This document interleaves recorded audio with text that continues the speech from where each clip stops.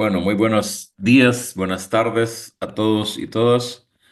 Gracias por estar presentes en este webinario. De hecho, este es el octavo webinario de este proyecto que estamos implementando varias universidades sobre la crisis de la democracia en Centroamérica y que la red académica Iniciativa Centroamérica, Redica, está desarrollando, ¿no?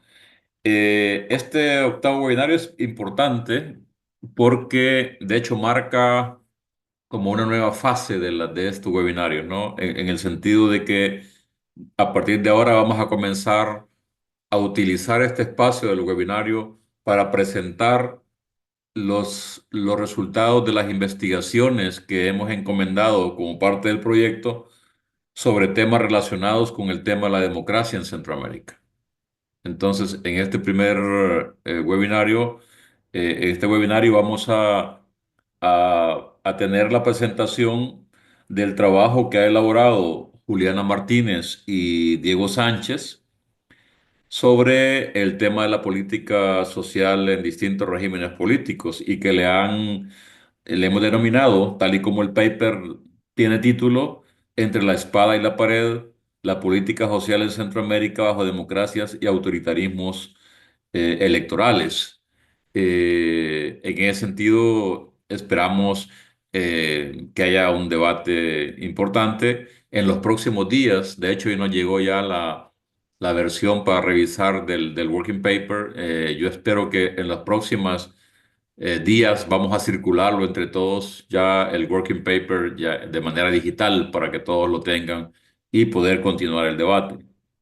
Eh, en los comentarios los harán dos personas también de la red que conocen los temas y que ya los conocemos todos, que es Salvador Martí de la Universidad de Girona y Juan Alberto Fuentes, nuestro amigo Juan Alberto, economista guatemalteco, experto en temas económicos y que ha tratado mucho este tema social también.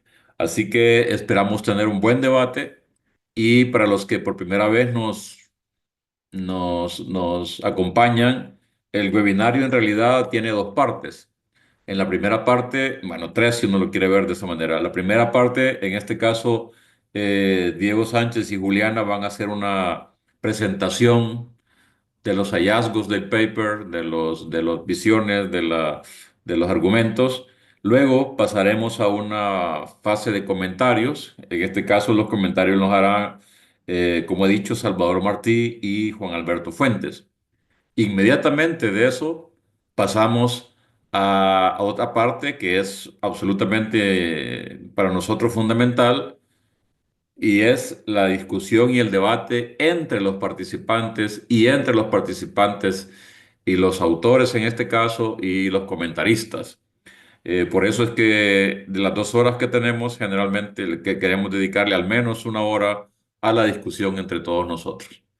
En ese sentido, sin más, yo haría la palabra a Juliana y Diego para que nos hagan la presentación del estudio. Adelante, Diego y Juliana.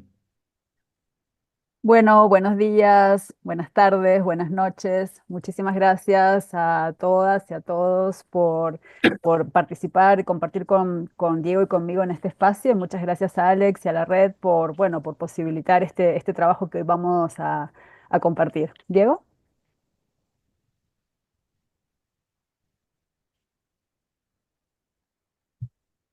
Micrófono.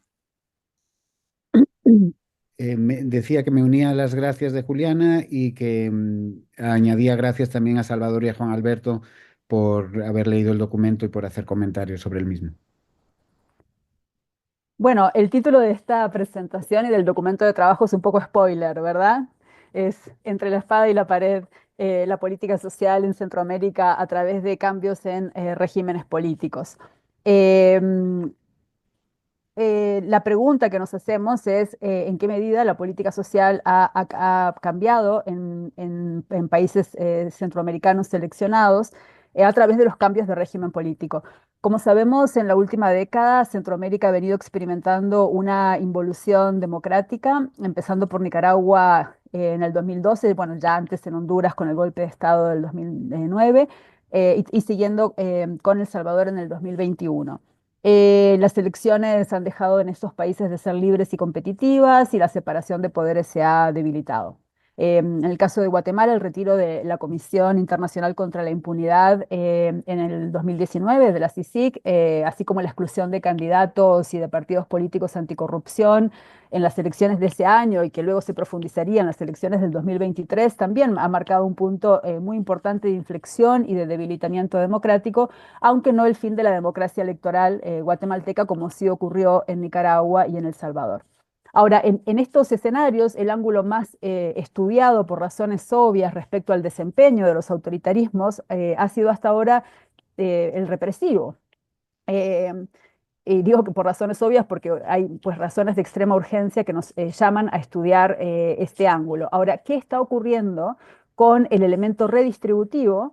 Que grande o pequeño, todas las economías de mercado y las distintas variedades de capitalismo en alguna medida tienen, sea que la redistribución sea progresiva o regresiva. Y más concretamente nos preguntamos, Diego y yo, qué ocurre con la política social en tanto un componente central de las acciones redistributivas de los estados. Y al hacernos esta pregunta tenemos muy presente dos cosas. Uno, el llamado de atención del libro del 2017 de Kimberly Morgan y Ann Orloff sobre las múltiples manos del Estado. O sea, un Estado puede estar dando garrotes con una mano y cuidando con la otra. Esto está ampliamente estudiado.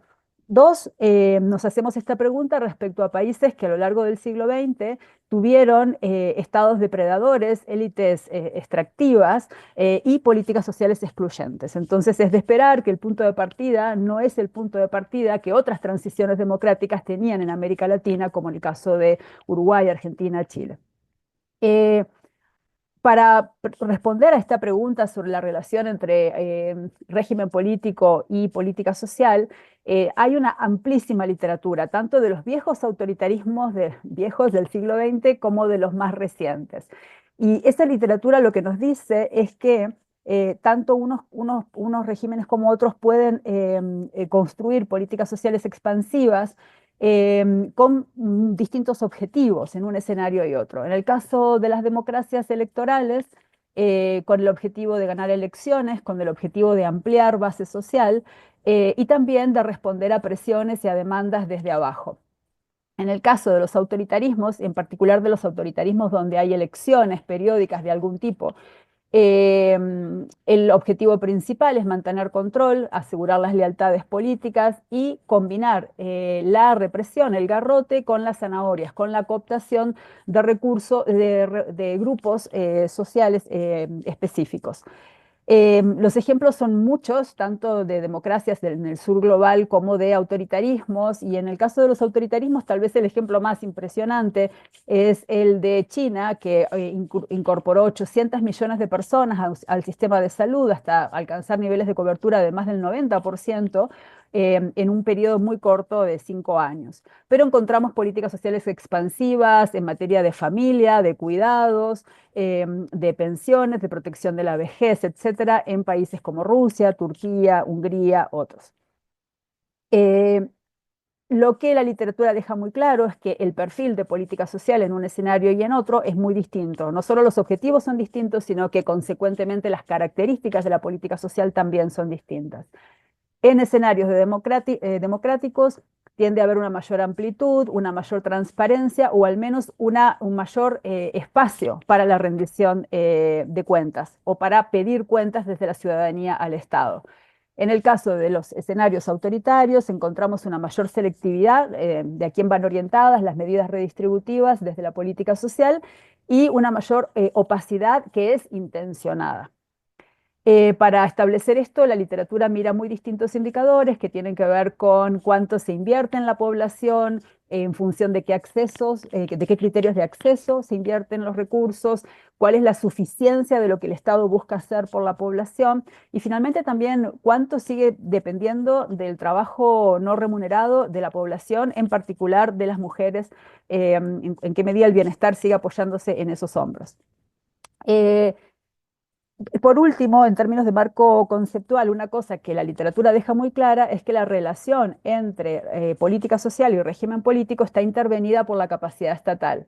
En general, hay mucha literatura sobre países que tienen capacidades estatales altas, como China, Hungría, los países que acabo de mencionar, entendiendo capacidad alta, la habilidad que el Estado tiene de hacer lo que dice que va a hacer o lo que se propone hacer.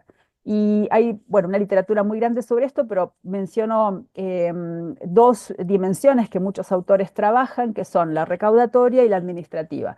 Si la capacidad estatal recaudatoria tiene que ver con esta idea de que sin cacao no hay chocolate, entonces ¿en qué medida el Estado puede conseguirlo? Pero eso es condición necesaria, no es condición suficiente para saber hacer el chocolate. Y entonces eso implica tener capacidades administrativas, de organización de los recursos para los fines que se plantean. Pues bien, si Juliana ha hablado sobre todo de los marcos, de nuestro marco conceptual y de lo que dice la literatura, pasemos ahora a pensar en los casos.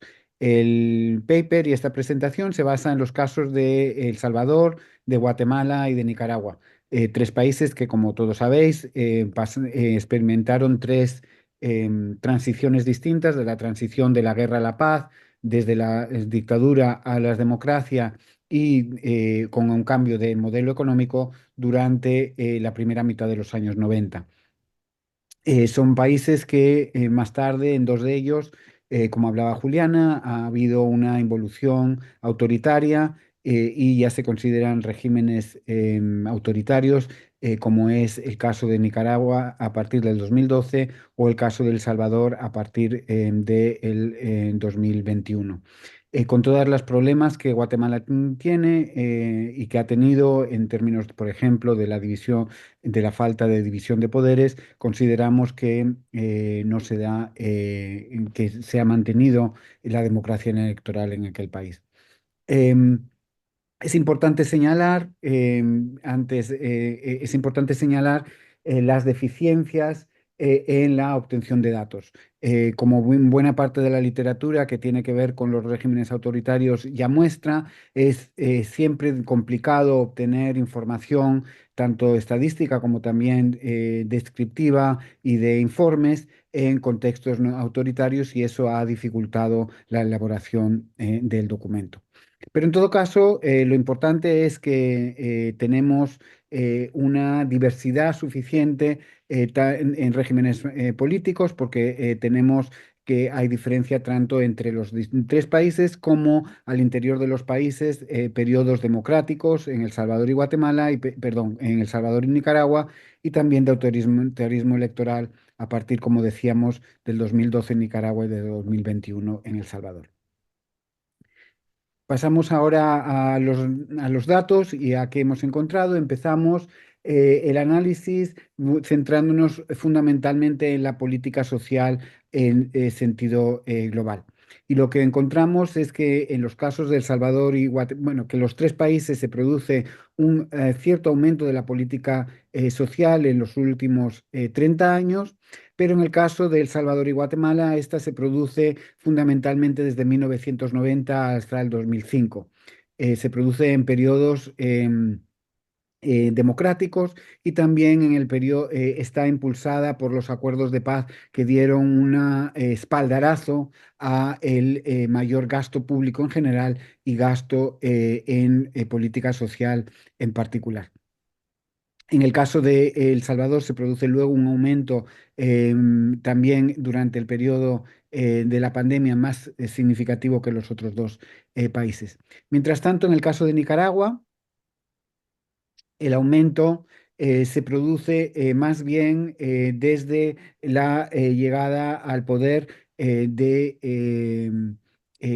Ortega y del Frente, y se produce fundamentalmente a partir del 2005, desde el 2005 hasta el 2021. Lo que encontramos con estos datos también, por tanto, es que ha habido un aumento del gasto social tanto en periodos democráticos como en periodos autoritarios, como fue el caso nicaragüense.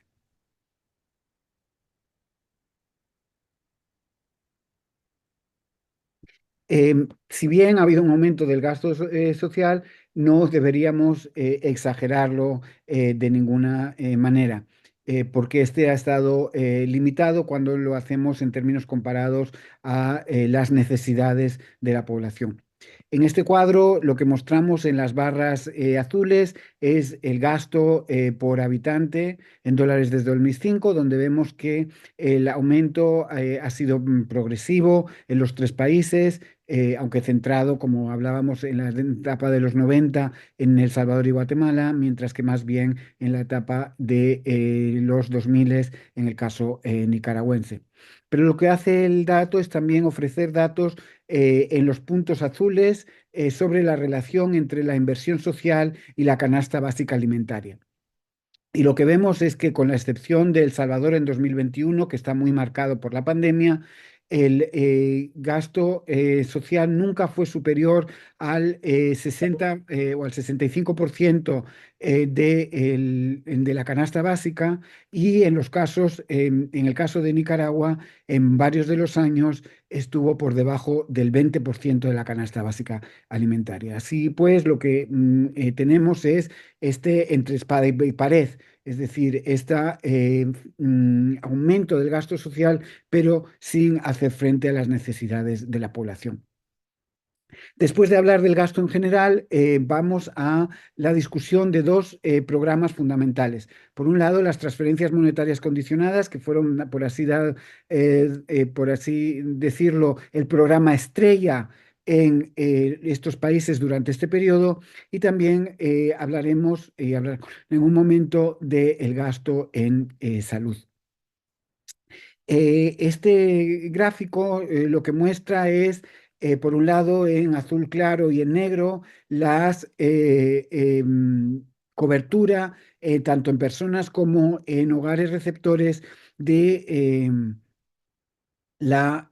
los programas de transferencia condicionada que se dieron durante los 2000 en los tres países. En Nicaragua acabamos en el 2006, porque en este momento las transferencias condicionadas pararon y fueron sustituidos por programas en especie. Y lo que hacemos también es comparar la cobertura de transferencias con el nivel de pobreza infantil, que lo tenéis en las líneas azulonas, diríamos, al menos en España, eh, donde vemos que en general la cobertura fue bastante estática, y además estuvo muy por debajo de ser capaz de cubrir a toda la población infantil que estaba en niveles de pobreza. La única excepción la encontramos en el caso de Guatemala durante el gobierno de Colón, el único gobierno que hasta el año pasado había sido progresista en el país, donde sí que se produjo un aumento muy significativo de la cobertura, que llegó a ser superior al de la pobreza infantil.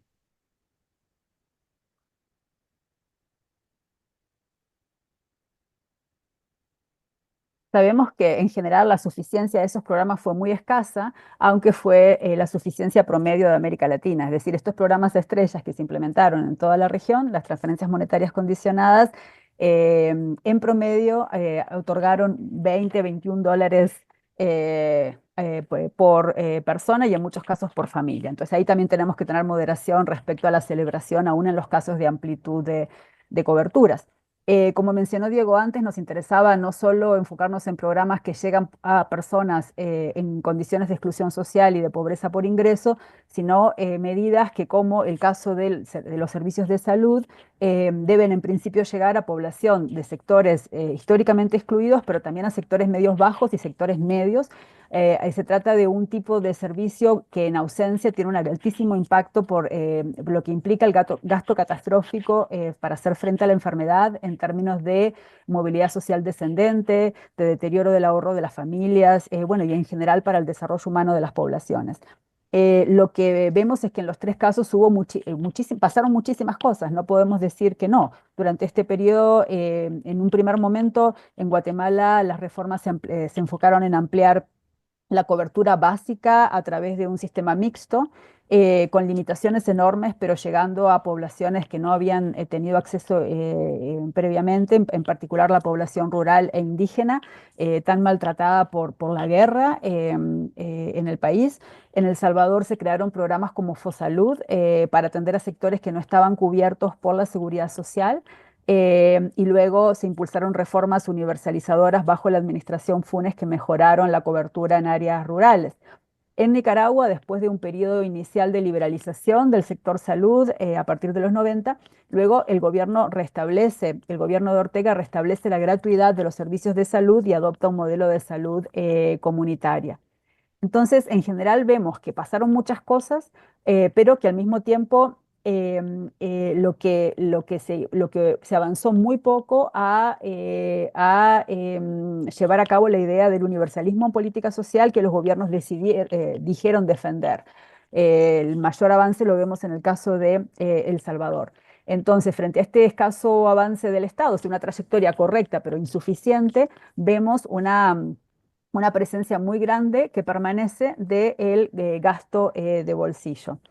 Aquí lo que ustedes pueden ver en las líneas punteadas es el gasto privado en salud en los tres países y lo que pueden ver en las líneas sólidas es el gasto público. Lo que pueden ver es que en el caso de Guatemala, que son las líneas azulonas, azul fuerte, el gasto de bolsillo continúa hoy siendo mayor que el gasto público como porcentaje del Producto Interno Bruto. Vemos que en El Salvador la brecha entre el gasto privado y público a favor del privado era el mayor de los tres países al inicio del periodo, pero que a partir del 2004, con la administración de Saca, esa tendencia se cruza por primera vez y el gasto público respecto al PIB pasa a ser mayor que el gasto privado en salud respecto al PIB, y que a partir de la administración de Funes esa tendencia se mantiene así hasta ahora. En el caso de Nicaragua, las líneas negras, vemos que bueno, fue el único de los tres países que comienza el periodo con un gasto público superando al privado. Durante las administraciones de Chamorro y de Alemán, la tendencia se invierte a favor del gasto privado, pero a partir del año 2007, con la nueva administración de Daniel Ortega, el gasto en salud vuelve a ser más relevante que el privado. Esto nos dice digamos, que hay cambios que van en el caso de Nicaragua y El Salvador en la línea correcta, pero bueno, que en el caso de Nicaragua, en el caso de Guatemala eso ha sido mucho más difícil. En general, los autoritarismos en los tres casos, cuando hemos identificado momentos autoritarios, hemos encontrado una mayor opacidad en cuanto a todo lo que se hace y eso es parte de la dificultad que tenemos para hacer investigación, no solo en este caso, sino en general en el mundo. Hay toda una literatura sobre los retos metodológicos que implica investigar escenarios autoritarios y en los que estamos ahora Diego y yo trabajando también en familiarizarnos más en innovaciones metodológicas que permitan lidiar con este reto. Pero en el caso de El Salvador vemos que hay avances hacia mayores grados de transparencia hasta el 2019. Y de hecho hay hitos como la creación la aprobación de la Ley de Acceso a la Información Pública en el 2011 o la creación de un instituto encargado de operacionalizar las obligaciones y los mecanismos que la ley estableció para la rendición de cuentas del Estado a la ciudadanía. Entonces vemos avances muy importantes que llegan hasta el 2019 y empiezan a revertirse a partir del 2020 bajo la administración de Nayib Bukele. En el caso de Nicaragua vemos una profundización del acceso a la información pública durante la administración de Enrique Bolaños entre el 2002 y el 2007 y luego una progresiva reversión de esos avances a partir de una concentración de la vocería en la presidencia de la República o sea, se concentran no solo las decisiones, sino la vocería y los permisos para poder opinar. En el caso de Guatemala vemos una opacidad de facto por la falta de sistemas de información y ahí hacemos la distinción entre la opacidad que se produce de manera explícita y normada, como la que vemos en El Salvador y Nicaragua, de la que se produce por la vía de los hechos, como la que ocurre en Guatemala. El último parte del análisis, como hablaba Juliana cuando hablaba del marco conceptual, se refiere a qué ha pasado con la capacidad estatal, capacidad tanto extractiva como administrativa. Lo que encontramos en los tres casos es, por un lado, diferencias significativas en la capacidad, en la evolución de la capacidad extractiva. Como ven en el gráfico, en el caso de El Salvador y Guatemala, el aumento de los ingresos tributarios como porcentaje del PIB fue muy significativo a partir del 2002.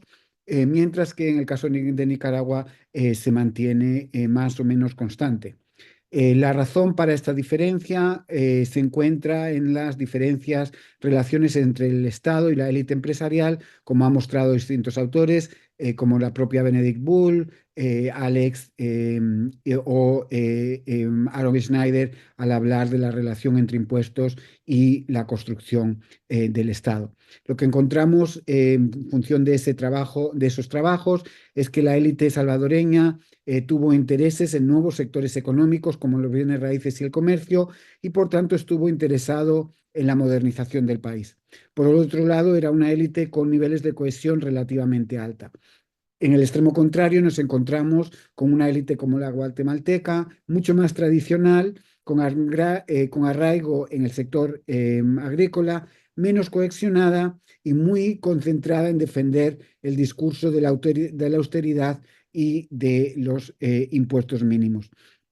En todo caso, es importante reconocer que en los tres países, a pesar del aumento de los impuestos, la élite ha sido capaz de asegurarse altos beneficios fiscales que han sido como la otra cara de la moneda de las dificultades para aumentar la política social, al menos en parte del periodo.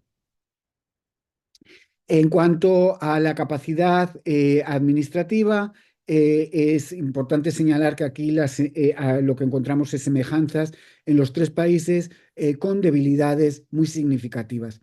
Por un lado, tenemos debilidades, por ejemplo, cuando tenemos en cuenta la capacidad de las entidades fiscalizadoras, de las contralorías. Así, de acuerdo con un informe de ICEFI del año 2020, y cito, las entidades fiscalizadoras superiores han estado muy lejos de asegurar el control sobre la gestión de los recursos públicos, la ejecución del presupuesto y el actuar de los funcionarios públicos, y en general no garantizan una evaluación efectiva de la ejecución y calidad del gasto público en general, y digo yo, o añadimos Juliana y yo, en particular en la política social. Otra forma de medir la capacidad administrativa del Estado puede ser el índice de percepción de la corrupción que elabora Transparencia Internacional y que es una muestra también de las debilidades del Estado, aunque también la debilidad del Estado repercute en esa corrupción. Este es un índice que va de 0 para los países más corruptos a 100 para los países menos corruptos y que incluye entre los elementos medidos las compras públicas y la asignación de transferencias. Por tanto, dos elementos que tienen que ver con la política social que a nosotros nos interesa.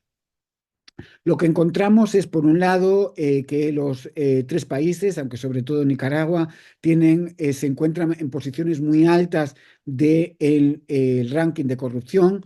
Nicaragua es el país 172 de solo 180 países.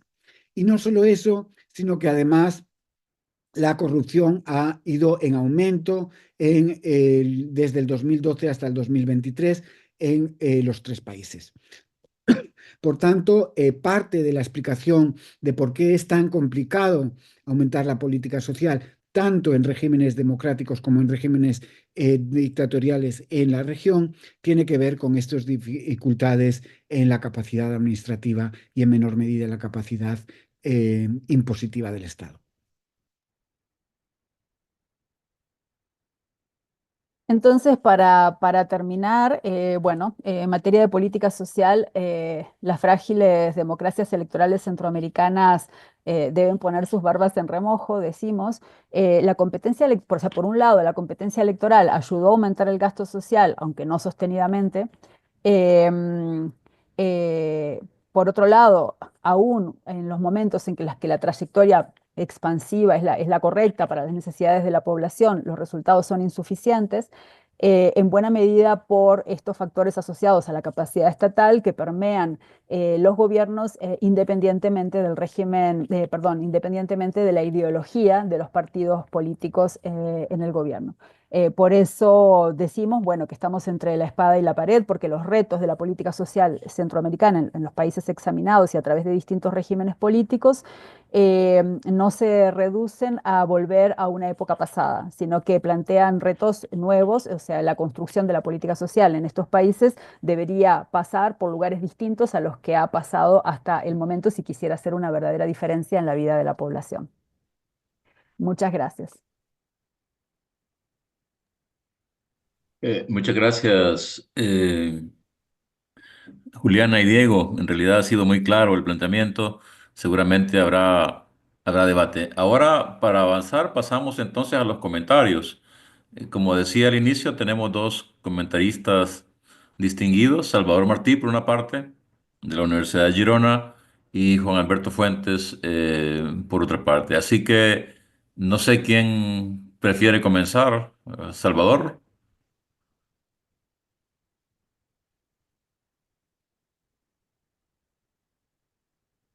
el micrófono, por favor. Hola, buenas. ¿Ahora sí? ¿Me Ahora escuchan? sí. Bueno, en primer lugar, les agradezco mucho la invitación. Siempre es un placer podernos reunir, aunque sea virtualmente.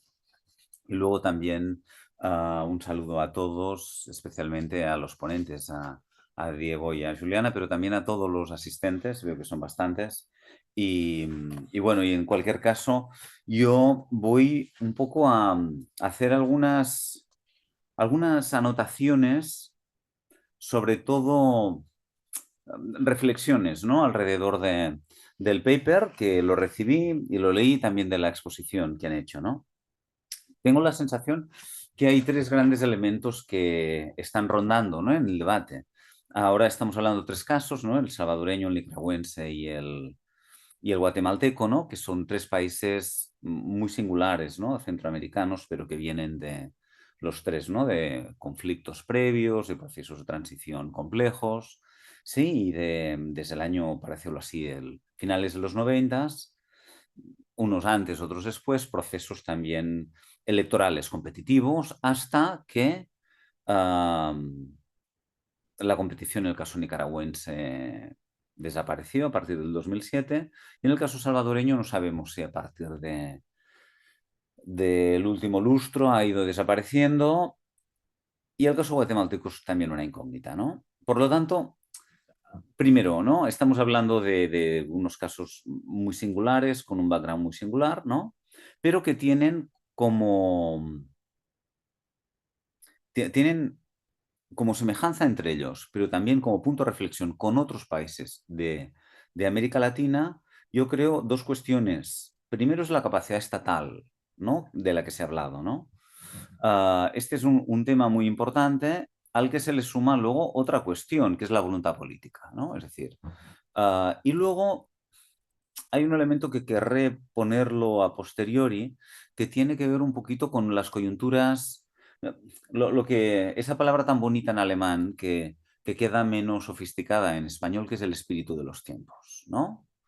En el que, si bien la construcción de buena parte de las políticas sociales en salud, en educación, y en políticas digamos, de transferencias, ¿no?, condicionadas, nacen en una coyuntura muy específica, que es la coyuntura, podríamos decir así, de la ola rosa y de una cierta moda en la que todos los países de América Latina se suman al carro a los éxitos de unas políticas que empiezan impulsándose desde Brasil, ¿no?, con la Bolsa Familia, y que terminan impactando casi por decantación y por moda a buena parte de los países latinoamericanos e incluso los centroamericanos, que no tenían una tradición, digamos, ni una voluntad específica de desplegar políticas sociales, ¿no? Esto ocurre, ¿no? Un poco lo que yo quisiera decir es que hay, hay dos elementos muy importantes y un tercero que quizás sobrepasa al caso centroamericano o al caso observado, ¿no? Y uno es el tema de la capacidad estatal y otra la voluntad política, ¿no? Empecemos simplemente empezamos por el tema de la voluntad política, porque hay una cuestión y es si realmente las políticas sociales se impulsan cuando hay competición, cuando hay competencia electoral entre partidos, ¿no? Que es uno de los elementos que aparece, ¿no? Mientras hay competencia electoral entre partidos y hay elecciones, digamos, competitivas, las fuerzas políticas pretenden tener mayor votación o mayor atractivo siempre que desplieguen políticas sociales expansivas, sean de régimen más universalizante, de salud y de educación, pero también a través de a través de políticas de transferencias, ¿no? Esto podría ser así, ¿no? Pero no está claro que haya sido, si miramos las fechas, ¿no? Es decir, cuando está Violeta, Alemán y Bolaños, hay competencia. Y sin embargo, en muchas de las políticas no hay un incremento en políticas públicas, ¿no? Y podríamos pensar hasta qué punto, digamos, las hay en El Salvador porque sí las implementa cuando llega Funes, ¿no? Es decir, cuando llega la izquierda, ¿no? Mientras que cuando está Arena no se desplegaron. Y el caso guatemalteco es un caso, digamos, que probablemente hay poca voluntad política porque el sistema de partidos políticos está totalmente descompuesto y porque también hay poca capacidad estatal y poca voluntad extractiva por parte de las élites, ¿no? Esto nos plantea, uno, si la competencia entre partidos es el eje fundamental para el incremento o simplemente lo importante es que que lleguen formaciones de izquierdas, ¿no? Y, y cuando llegan estas formaciones, que tengan la voluntad de ejecutar estas políticas, ¿no? Yo creo que esto es una de las temáticas importantes porque en El Salvador y en Nicaragua queda claro que a partir de ahora no va a haber especialmente nueva competitividad política, ¿no? Y está por ver si incrementan o no la voluntad de llevar a cabo políticas sociales, ¿no? Por lo tanto, digamos, lo que está un poquito en cuestión y que me gustaría un poquito ver es cuáles son las dimensiones, ¿no? De que se implementen, ¿no? La competición. Solo la izquierda o las formaciones políticas cuando llegan al poder lo implementan siempre que haya competición y en ese sentido tenemos que ver contrafactuales o ver qué ocurre en Nicaragua cuando no hay competencia, ¿no? ¿Continúa la administración Ortega haciendo inversión en estos espacios o no los hace, ¿no? Y también estaría por ver qué está ocurriendo con Bukele, ¿no? ¿Continúa invirtiendo en políticas sociales universales y en transferencias o no? ¿Sí? Por lo tanto, yo creo que hay escenarios diferentes, ¿no? El escenario de la competitividad. Cuando es competitivo, la derecha no queda claro que incremente políticas sociales, pero la izquierda parece que sí, ¿no?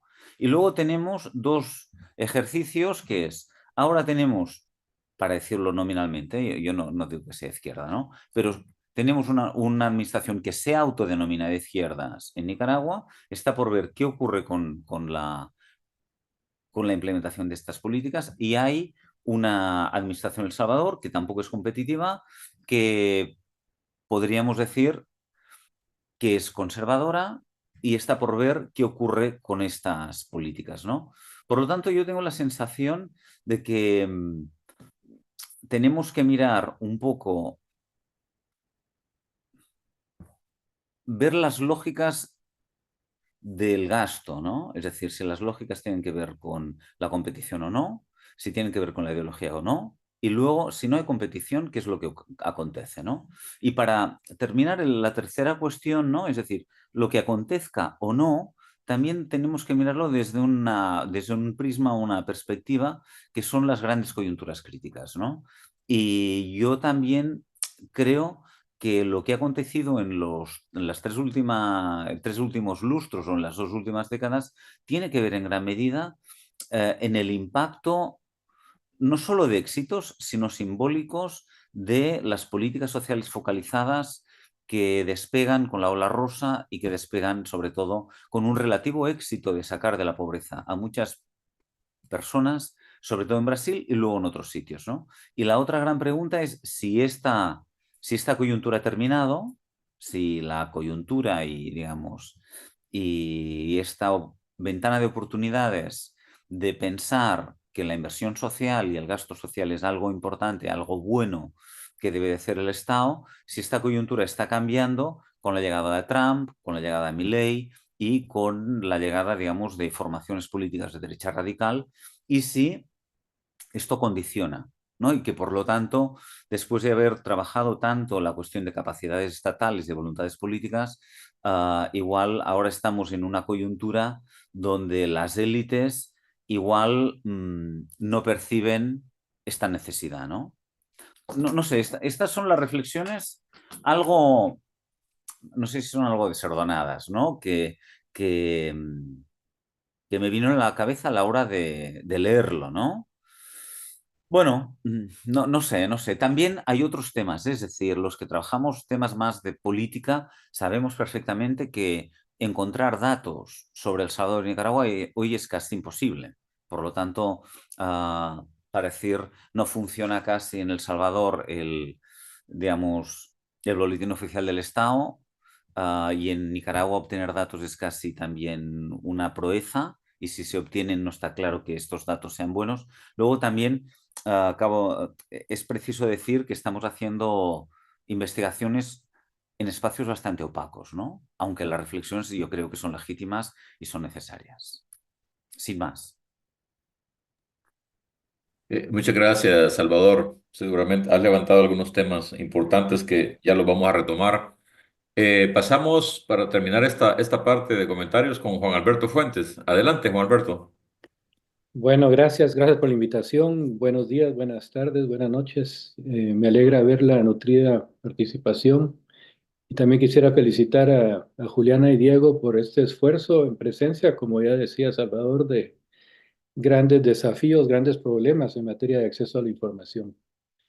A mí me parece un tema fascinante, esto de la relación de causalidad, ¿no?, entre una política social y un régimen político.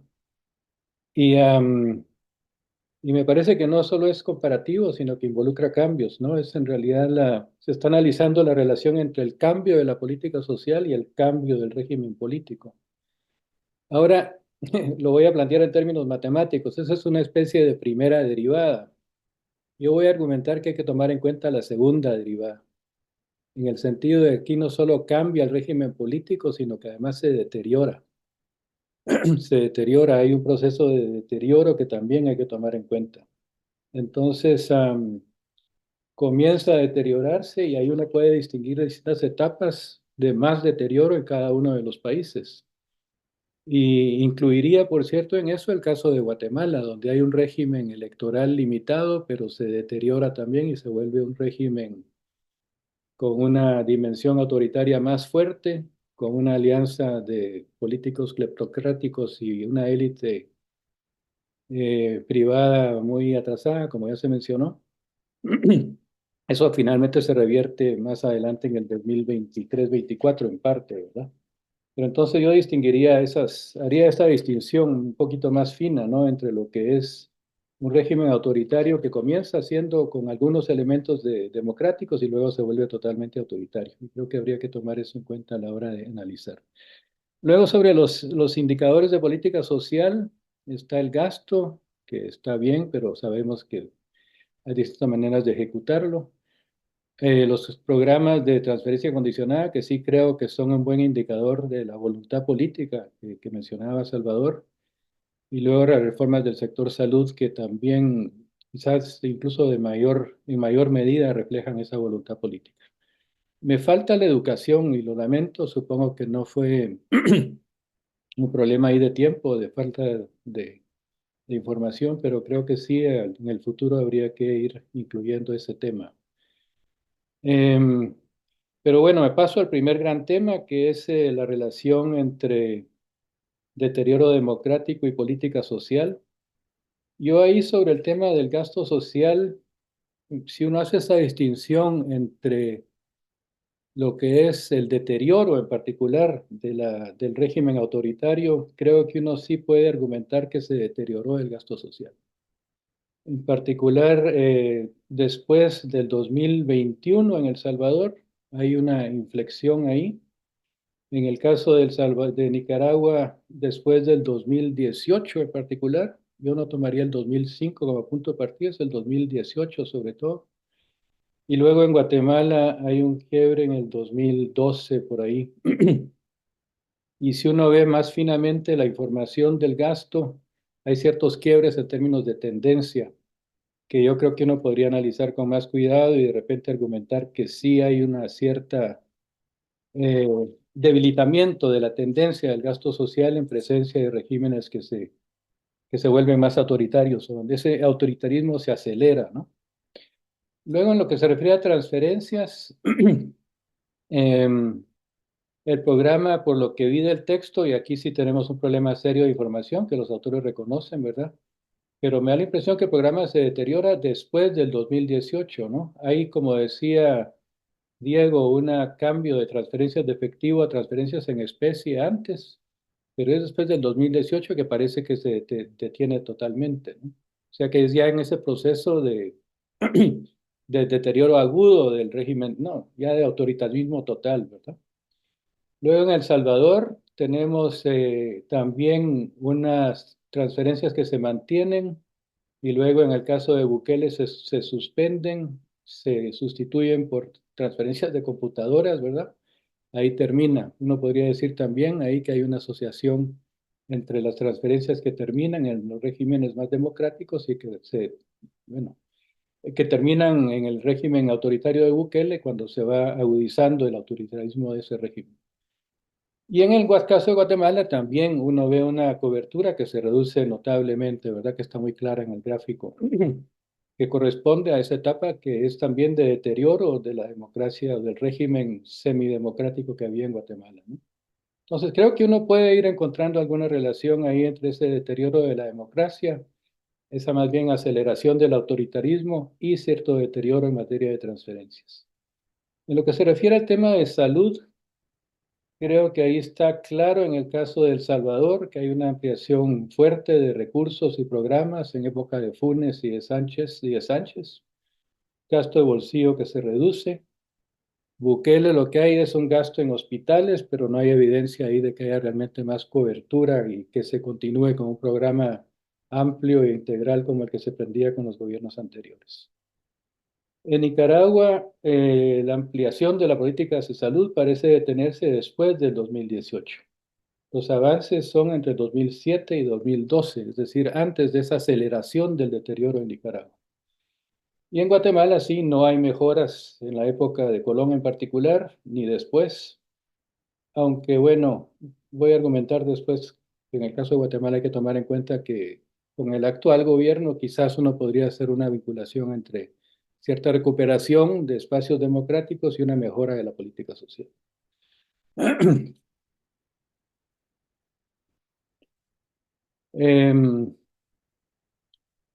Bueno, hay un tema ahí que sí, que lanzaba Salvador sobre la relación de políticas de partidos de izquierda con política social. Creo que eso sí sale muy claro. Yo argumentaría también que ese se refuerza en el régimen democrático.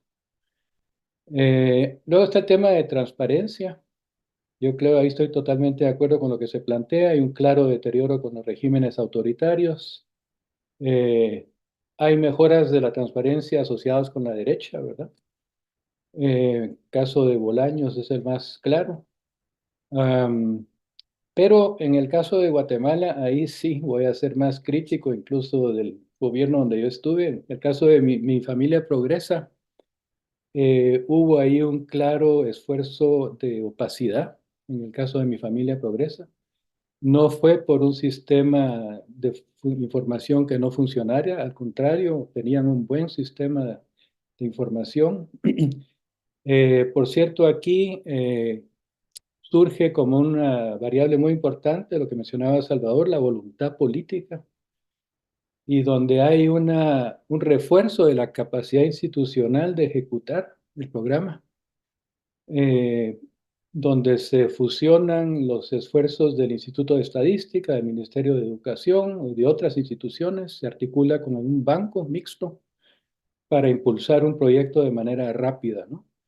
Entonces, hay una capacidad, se crea una capacidad estatal en este caso, que responde a una voluntad política en particular.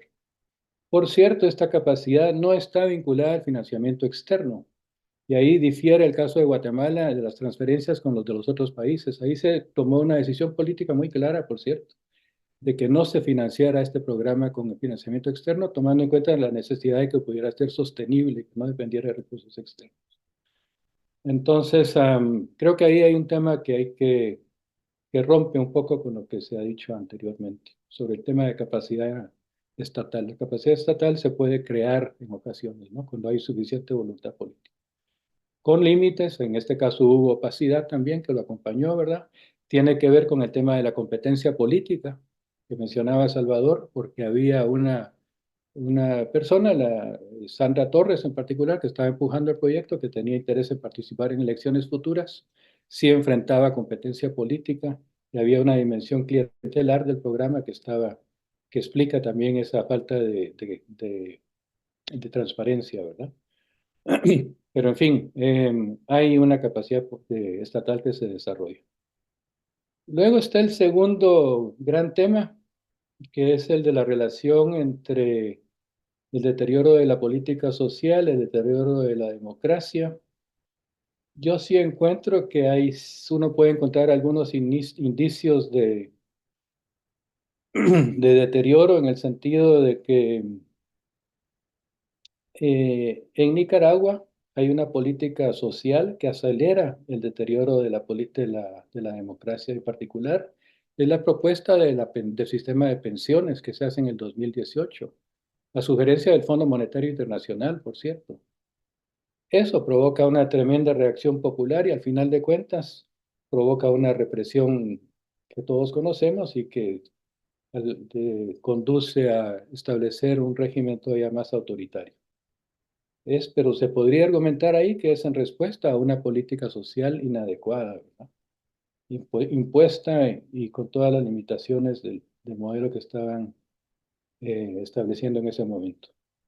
Luego, en el caso de las transferencias condicionadas en Guatemala, yo diría que es al revés. Y ahí hay una nota al pie de página que es muy significativa en el trabajo. Este programa promueve el registro de mujeres para que puedan participar electoralmente, ¿verdad? Tiene que ver con la dimensión clientelar, pero yo creo que tampoco es un tema que se da tan automáticamente, ¿verdad? Hay un aumento de la participación de las mujeres y argumentaría incluso que, y esto de manera muy tentativa, pero es posible, y creo que merece investigarse, que haya incidido esto en la organización de indígenas en el 2023, que haya tenido alguna incidencia, eh, que fue un aporte fundamental en las organizaciones indígenas al respeto a los resultados electorales. Hay razones históricas para explicar esa participación de los pueblos indígenas en ese momento. Tiene que ver, bueno, Totonicapán juega un papel fundamental ahí, pero quién sabe, de repente, esta mayor registro de mujeres y mayor conciencia política que se había dado antes puede haber tenido algún efecto. Y luego argumentaría que finalmente que en el caso del 2023, con el cambio del nuevo gobierno, hay un cierto fortalecimiento de la democracia con tremendas restricciones, pero hay evidencia de una mejora en la política social, definitivamente. Entonces sí uno podría decir que en este caso hay una cierta mejora gradual en materia de régimen político democrático y cierta mejora también gradual en materia de política social. Hasta ahí dejo mis reflexiones y gracias por la atención. Muchas gracias, don Alberto. Bueno, como ustedes pueden ver, sobre este tema hay muchas cosas que decir. Es un tema complejo y hay distintas opiniones. Bueno, yo espero en algún momento expresar la mía, que tuve algo que ver con la política social en El Salvador, pero en este momento me gustaría abrir el debate, dado que, y les agradecemos, hay una gran cantidad de 57, de hecho, de personas. Nos gustaría que dediquemos la próxima hora que tenemos para el debate. Así que dejo abierto, simplemente levanten la mano de manera virtual por favor, los colegas de Diana y del proyecto me ayudan para ir identificando porque yo no los tengo todos. Eh, yo aquí la que tengo, hay varios. Tengo enfrente, no sé si son los primeros, lo siento, pero ustedes me avisan, Tatiana Marroquín y José Salguero. Comencemos con ellos dos si quieren, con Tatiana. Les pido que seamos breves porque seguramente hay bastante gente que quiere opinar y hay que darles hay que volver la palabra nuevamente a los autores y a los comentaristas. Adelante, Tatiana. Hola, buenos días. Saludos a todas y a todos. Muy brevemente, el primer comentario quizás es que el seguimiento que, digamos, de mi quehacer pueda ser cercano al presupuesto, que me permite, digamos, dilucidar un poco más lo que ha pasado desde el 2023 al 2025, además de las luces que tenemos y de hecho de investigaciones de Diego y Juliana con respecto al tipo de respuesta que se dio en el COVID, en donde pudimos evidenciar y se nota muy claramente cómo se despega la idea de gasto social de un derecho cuando comienzan los gobiernos de Nayib Bukele. Pero actualmente, de 2023 a 2025, que ya no podemos ver el efecto de la respuesta de COVID, sí hemos visto un desfinanciamiento sustancial en términos de todos los programas sociales, incluyendo las transferencias condicionadas. Y uno de los seguimientos que más nos permite ver eso es cuando uno revisa el presupuesto ejecutado versus el presupuesto que se coloca en la Asamblea Legislativa y en donde vemos que la prioridad del gasto público ha sido casi nula en cuanto a gasto social y todos los programas de protección social existentes. Entonces, bueno, digamos que ya en 2025, que pasa otro tema y es que ya no hay la cantidad de recursos que existían antes. Ya vemos que la priorización en el presupuesto 2025 sí ya no es en absoluto al gasto social. Y entonces ya hay sí un recorte sustancial a programas de mujeres, a los programas sociales de protección social, salud, educación, entre otros, y un fortalecimiento a policías, militares, casa presidencial, etcétera. Bueno, como el comentario de el seguimiento después de la pandemia me parece que sí ya es contundente cómo se recortan. Y de ahí una pregunta más existencial y política en términos de como economista, progresista, y es cómo lidiamos, porque a mí me cuesta lidiar mucho con el hecho de llamar al fortalecimiento del gasto social involucra también llamar al fortalecimiento de un Estado que, como usaban bien, la figura tiene dos manos y una de esas manos es una mano autoritaria y represiva. Entonces, que normalmente las discusiones en torno a lo económico son, o estamos tradicionalmente hablando sobre lo privado versus lo público, pero ¿qué pasa cuando lo público ya no representa el bienestar de la mayoría o del colectivo, sino que representa exclusivamente, digamos, lo que quiere un grupo muy pequeño que es el que controla lo político en El Salvador? Entonces, ¿cómo podemos lidiar con el seguir queriendo que se fortalezca la mano social y la ayuda a la población, pero debilitar la otra mano, que es la mano represiva, que también está oprimiendo a la población desde otras perspectivas? Solamente, gracias. Muchas gracias, Tatiana. José, y luego aquí veo a Claudia Samayoa. José, por favor, adelante. Hola, muchas gracias por la presentación y el excelente trabajo. Quisiera retomar justo lo último que mencionaba Tatiana, que en resumidas cuentas es sobre el entendimiento del rol del Estado. Y a eso agregarle algo que Alex, de hecho, repite mucho en varias conversaciones que hemos tenido, ¿no? El rol determinante que han tenido tanto las élites empresariales regionales en el, digamos, en el desarrollo histórico de Centroamérica y también el rol de Estados Unidos. Y yo sé que, digamos, esto se va más allá de específicamente el rol del Estado, pero mi pregunta es si el trabajo que hace, por ejemplo, la cooperación internacional como USAID, la cooperación alemana, la cooperación española, y también todo tipo de esfuerzo en materia social que tiene visión de responsabilidad social corporativa, o sostenibilidad, que creo la llaman ahora, o lo que podamos definir como filantropía empresarial, ha jugado un rol, y si creen que eso de alguna manera complejiza o nos permite una ventana al rol que han tenido las mismas élites empresariales que se han mantenido más o menos ausentes o pasivas frente al embiste autoritario en la región, aunque yo me refiero específicamente a El Salvador. Gracias. Gracias, Salvador. Vamos a dar la palabra a Claudia y luego volvemos para que puedan contestar o opinar Juliana y Diego y los demás. Claudia, adelante. Gracias, buenos días.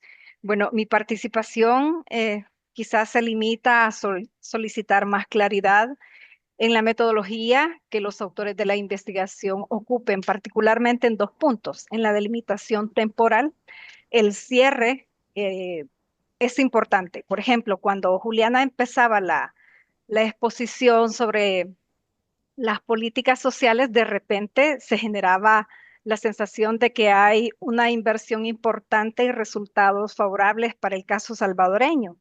Cuando uno ve el contexto actual, por ejemplo, no es así. Ella no lo afirmó de esa manera, pero se puede dejar, digamos, un entendimiento ambiguo al no tener el cierre del espacio temporal. Luego me parece importante, y siempre voy a referirme al caso salvadoreño, cuando el primer comentarista, Salvador, por ejemplo, hacía alusión a algunos hechos que fueron bastante notorios, sobre todo al inicio del régimen, cuando se habló de la pandemia. Por ejemplo, fue muy publicitado el caso del Hospital El Salvador, donde fue objeto de propaganda. Y, por ejemplo, se decía que era el hospital más grande de América Latina y que tenía una capacidad de 1.000 camas. De hecho, también se tuvo mucho acercamiento con el gobierno de Costa Rica para ofrecer ayuda, y se invitó a una delegación española para que viniese a constatar el avance que se tenía en la administración y en el manejo de ese hospital. Sin embargo, como bien han continuado mencionando otros comentaristas, por ejemplo, Juan Alberto, dejó entrever con claridad que no hay una constancia de cómo actualmente eso funciona. Cuando podríamos ver, por ejemplo, que medios independientes han registrado que esto pasó prácticamente al olvido. Toda la infraestructura, el equipamiento que fue objeto de propaganda, pasó al olvido, y en el peor de los casos ha sido utilizado con otros propósitos. También quisiera puntualizar en algo que Juliana mencionaba en relación a la metodología, que para todos es claro, ¿verdad? Que cuesta mucho encontrar los datos y la información que nos puedan dar los mejores indicadores en regímenes que son autoritarios. Y creo que es importante que ese segundo punto metodológico también quede bien claro, porque dentro de toda esta temática no es particularmente un tema de debate de izquierdas y derechas, sino más bien de cómo ha incursionado también esta variable de la digitalización para pasar el gobierno que antes era tradicionalmente entre un gobernante y el pueblo, ahora ha pasado al mundo virtual, y la gente, sobre todo la que es más joven, siente cierta conexión y cercanía con la resolución de sus problemas, por ejemplo, poniendo una queja a través del que fue el Twitter, que es el que maneja más el presidente Bukele, y eso es propicio para la opacidad para tener la sensación de cercanía, pero no se rinden cuentas. Entonces, hay una dimensión virtual que creo yo que hay que considerar en el funcionamiento de los regímenes, sobre todo para el nuestro. Y también quisiera mencionar que sería importante que agregaran las connotaciones de populismo que vienen de la mano con el uso excesivo de la propaganda que se hace, porque en algunos casos he notado yo que interesa más una especie de posicionamiento externo y se venden las ideas cuando aquí adentro sabemos que la situación no es como lo puede apreciar alguien que esté en el exterior. Entonces, para cerrar la participación y no hacerla más larga, sugeriría o probablemente esté en la investigación y yo no lo he visto, pero que haya un poco de claridad en dos puntos, en la delimitación temporal y al mismo tiempo en la metodología que están usando en este tipo de regímenes, llamemos así, porque ahora prácticamente en el caso nuestro se pasa todo a reserva. Y sí es cierto, como lo mencionaron, en algún momento se aprobó una ley de acceso a la información, se fundó el Instituto de Acceso a la Información, pero esto también ha sido optado, la ley prácticamente transformada. Antes, por ejemplo, se reservaban casos que tenían que ver únicamente con la seguridad del país o elementos estratégicos que mencionaban o que eran manejados por el Ministerio de Defensa, pero ahora prácticamente lo que se quiera se reserva, todo. Entonces, la metodología es importante que la dejen bien clara a la hora de proporcionar los resultados. Muchas gracias. Muchas gracias, Claudia. Para ir cerrando, Juliana, Diego, Salvador, Juan Alberto, si quieren reaccionar, adelante.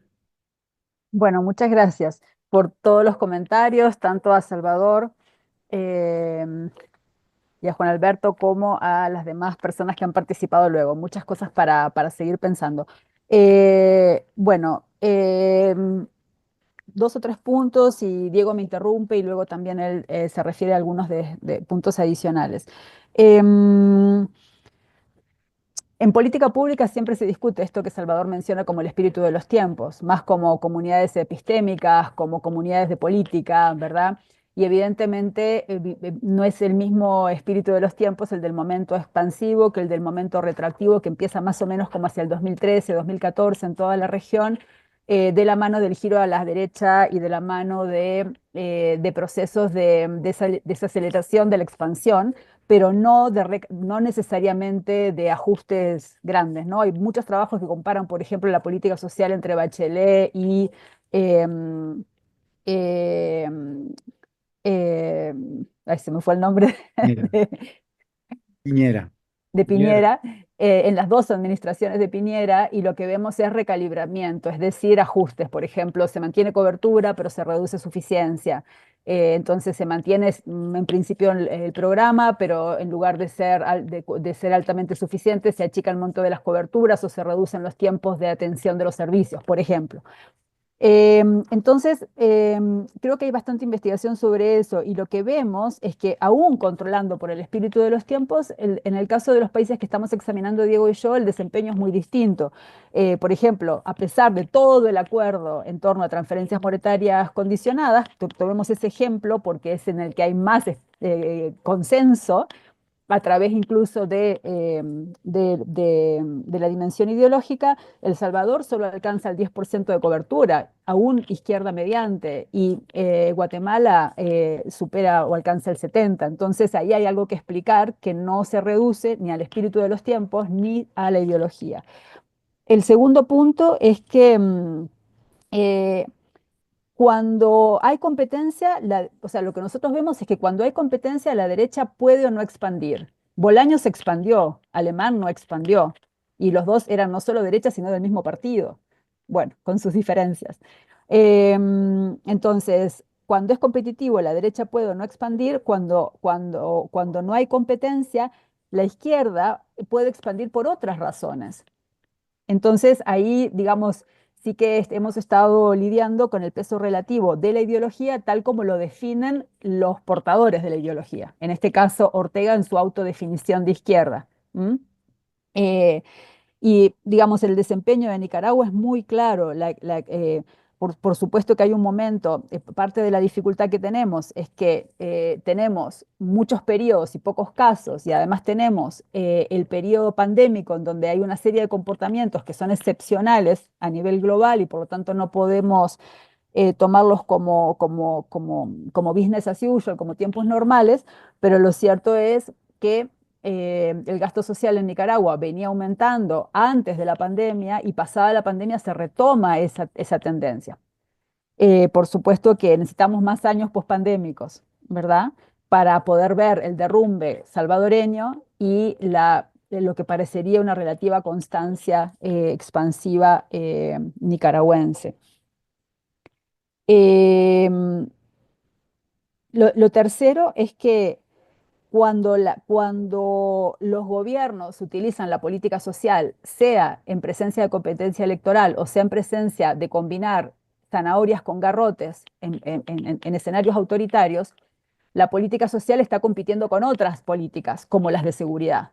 Y eso nosotros no lo estamos discutiendo con la importancia que se requiere. Lo discutimos en la segunda parte del documento que no presentamos, cuando discutimos en qué medida esa insuficiente política social puede explicar el ascenso autoritario. Lo que vemos es que hay otras políticas, otras necesidades ciudadanas que han sido mucho más determinantes. Parecería que la expectativa que la ciudadanía en estos países ha tenido sobre la política social es tan baja que tampoco amerita tumbar a un gobierno democrático por la política social, como si podría hacerlo apoyar un gobierno autoritario por la caída de los homicidios, como en el caso de El Salvador. Entonces ahí lo que está mediando, que nos agrega una capa de complejidad, son esas otras políticas a las que los gobiernos autoritarios o democráticos recurren para ampliar su base de apoyo. Em, el cuarto punto que quería mencionar es que, y le agradezco a Claudia que nos pida como mayor precisión, es que nosotros tomamos datos hasta el 2022 porque es hasta donde teníamos la mayoría de los datos, para que no se nos esté moviendo este bicho tanto, ¿verdad? Porque es bastante complejo lidiar con la opacidad de los datos para además también lidiar con estos momentos dentro de cada periodo que me parece que bien señalaba Juan Alberto, tanto en democracia como en autoritarismo. No es lo mismo el Bukele de inicios del 2020 que el que había ganado las elecciones en el Congreso en el 2021, que el que empoderado transgrede la Constitución en el 2023, ¿verdad? Entonces, bueno, eso en el trabajo lo discutimos, pero claramente, digamos, si hiciéramos esas distinciones, no tendríamos suficientes casos para poder ver las variaciones y las continuidades, y eso nos plantea un reto. Pero lo que es cierto es que estamos asistiendo a nuevos autoritarismos que incluso se están legitimando por derecho divino, como lo hizo Trump ayer y como lo ha hecho Murillo en Nicaragua, como lo ha hecho Bukele. O sea, estos autoritarismos justificados en el derecho divino, al mejor estilo de las monarquías absolutistas del siglo XVIII, presentan nuevos retos para la literatura. No son los que la literatura sobre política social estudió, que eran los de hasta hace un poquito. ¿Me explico? Entonces sí me parece importante como demarcar que no estamos mirando esta emergencia más reciente porque entonces no tendríamos suficiente periodo transcurrido para poder mirarlo y creo que sin duda tienen características nuevas, incluso, digamos, de sacar pecho de no darle importancia a elementos redistributivos tradicionales donde los autoritarismos de antes buscaban disimular, estos no, ¿verdad? Entonces, bueno, me detengo allí para darle oportunidad a Diego de seguir elaborando frente a los comentarios tan útiles que nos han brindado.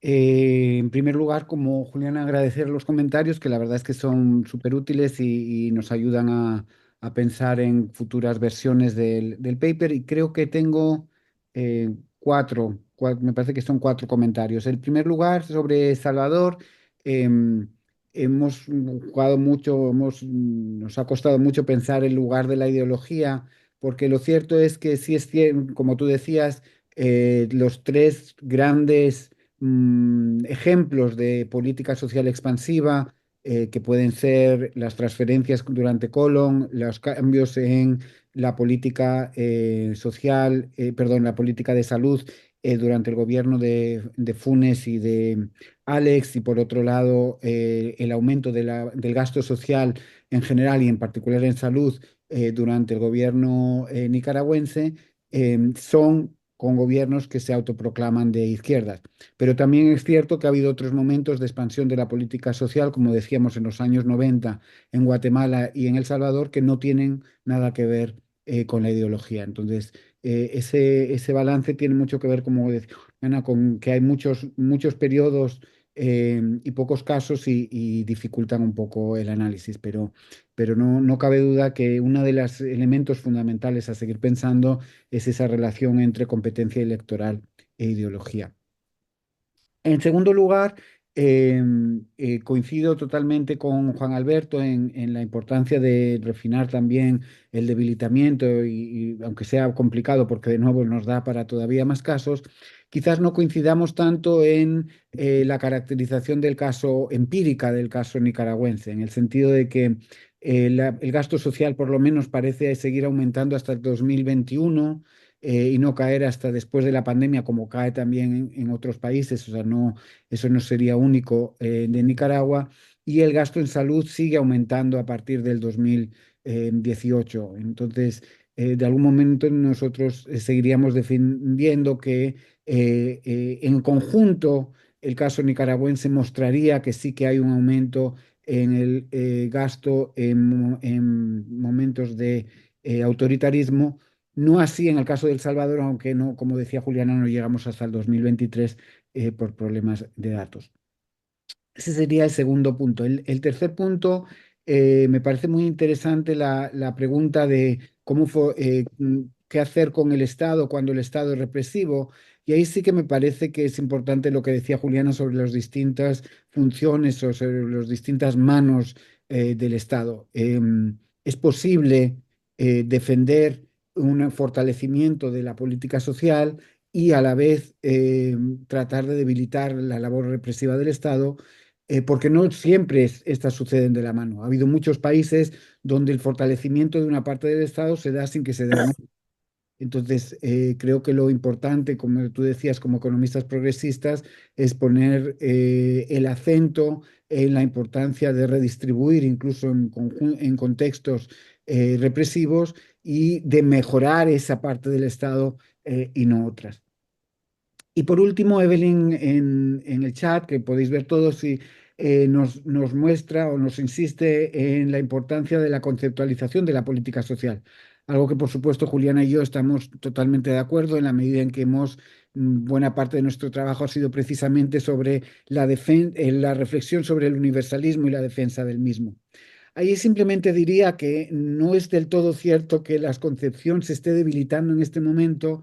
Parece que, salvo momentos contados, en Centroamérica no ha habido una conceptualización universalista de la política social.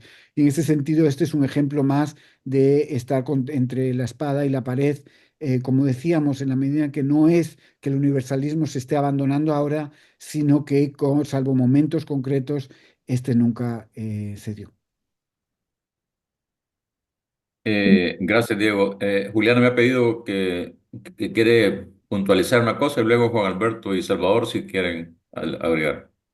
Sí, muchas gracias. Sobre retos metodológicos y atendiendo a el importantísimo punto que planteaba José Salguero en torno a la redistribución no estatal, lo que nosotros estamos tratando de hacer ahora es tomando todas las encuestas de ingreso y gasto que tenemos disponibles, es tratando de ubicar el papel de componentes redistributivos respecto al mercado y al trabajo no remunerado de las familias y en particular femenino en una perspectiva de larga duración, ¿no? Como ver en concreto qué estaba pasando con la vida de la gente durante todos estos años.